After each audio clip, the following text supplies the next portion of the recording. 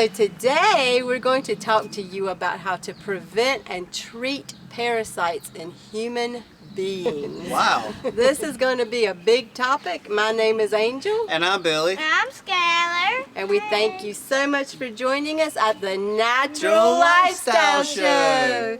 So, did you know that there are instances of parasite infestations being found during human autopsies?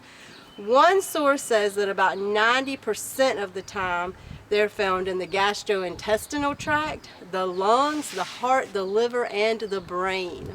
That's crazy. So if you think that parasites are just something to worry about in our pets or our livestock, I would think again, right? Yeah, definitely.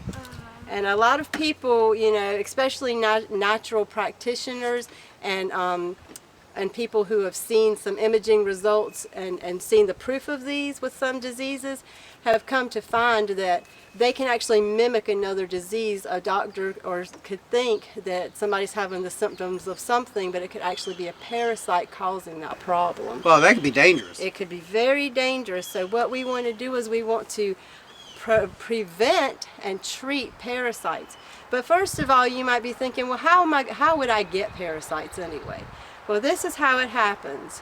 Uncooked meat is a really big source of parasites, but even with pork, even if it's well done, the parasites in pork can encase in such a way that they can infect human beings if you eat pork.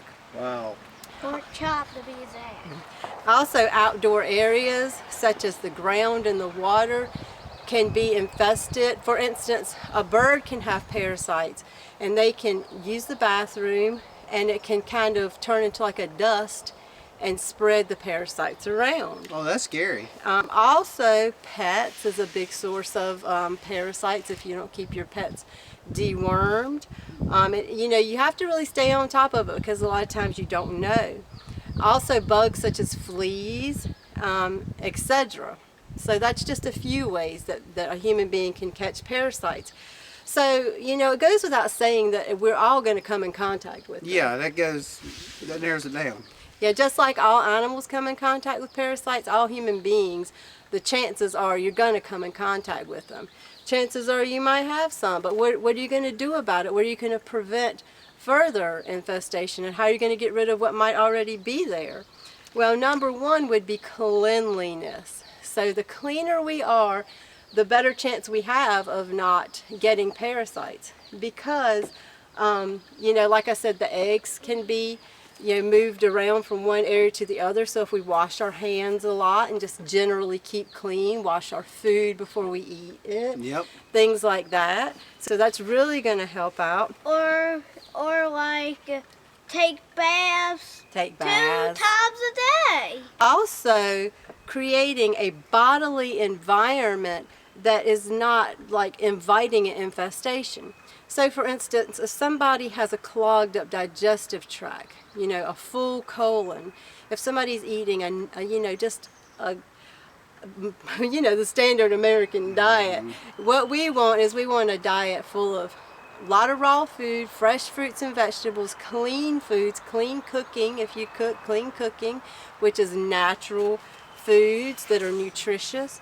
Also, you want to have a lot of fiber in your diet because you want things moving through, because if it has a chance to stick around, then that could become, you know, a potential breeding ground right there. So that's what we want to do, and also include a lot of herbs and spices in your diet, because a lot of herbs and spices have so many medicinal properties.